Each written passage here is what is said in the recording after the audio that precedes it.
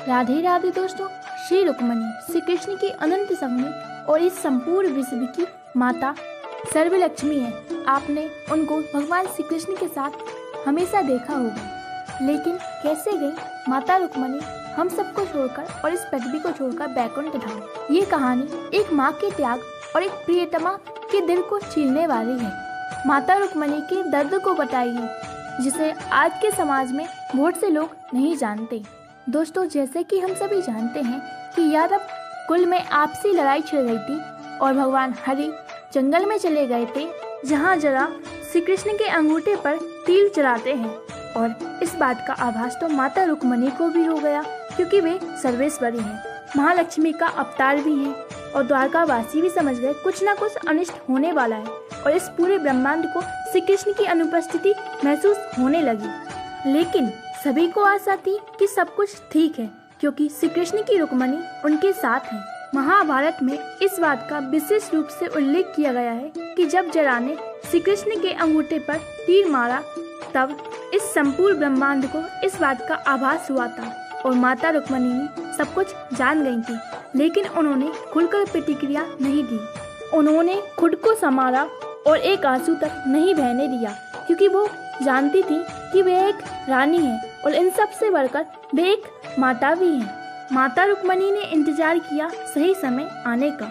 माता रुक्मणी जानती थी कि भगवान श्री कृष्ण ने अर्जुन को ये जिम्मेदारी दी है कि वह द्वारका को उनके बैकुंठ लौट जाने की खबर दे दें, और समय आते ही अर्जुन ने द्वारकावासी को भगवान श्री कृष्ण के बैकुंठ जाने की खबर दे दी। दोस्तों, भगवान श्री कृष्ण के बैकुंठ जाने के 7 दिन बाद माता रुक्मणी अपने सारे कर्तव्य निभाकर बैकुंठ चली जाती हैं और माता लक्ष्मी के रूप में श्री हरि से मिलती हैं। रुक्मणी के साथ ही माता जामवंती भी सती हो जाती हैं, क्योंकि माता जामवंती को रुक्मणी माँ की लाडली माना गया है, तो भला वे रुक्मणी माँ को अकेला कैसे छोड़ सकती थी। दोस्तों, माता रुक्मणी ने 7 दिन का इंतजार क्यों किया? वह उसी समय भगवान श्री कृष्ण के साथ बैकुंठ धाम क्यों नहीं गई? उन्होंने श्री कृष्ण के बैकुंठ जाने और अर्जुन का द्वारका आने के बीच 7 दिनों में क्या किया माता रुक्मणी ने? दोस्तों, ये कोई साधारण 7 दिन नहीं है, बल्कि ये 7 चक्र हैं और बैकुंठ जाने के 7 मार्ग हैं। मनुष्य के 7 चक्र बैकुंठ जाने के 7 द्वार को दर्शाते हैं।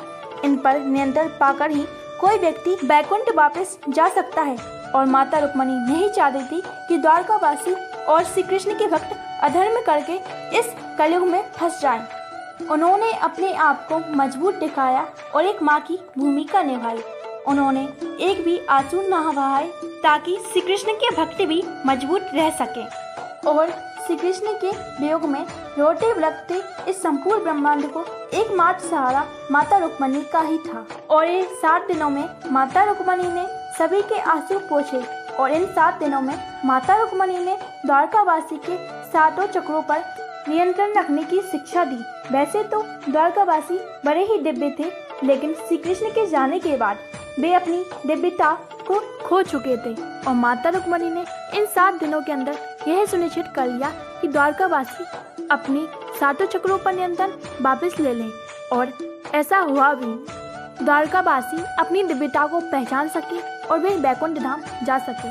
श्री रुक्मणी द्वारका के प्राण हैं। श्री कृष्ण के जाने के बाद द्वारका माता रुक्मणी की वजह से मजबूती से खड़ी रही, और रुक्मणी माँ के जाते ही द्वारका जलमग्न हो जाती है। और रही बात माता रुक्मणी के दर्द की, तो उनकी हम कल्पना भी नहीं कर सकते, क्योंकि माता रुक्मणी ने अपने दर्द के साथ साथ सारी रानियों के दर्द को भी संभाला।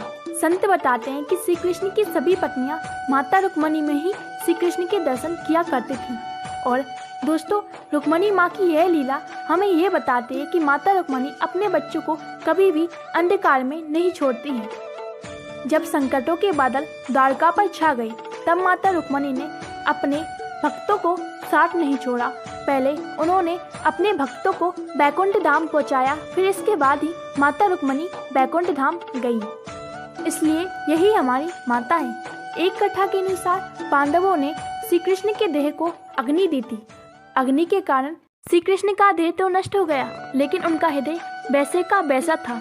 और आज भी श्री कृष्ण का हृदय जगन्नाथपुरी के भगवान जगन्नाथ के अंदर है। आग की रफ्तें भी श्री कृष्ण के हृदय को कुछ भी नहीं कर सकी, क्योंकि श्री कृष्ण के हृदय में आज भी माता रुक्मणी विराजित हैं। दोस्तों, आज भी माता रुक्मणी हमें मोक्ष दिलाने के लिए तैयार हैं, हमें बैकुंठ धाम ले जाने के लिए तैयार हैं।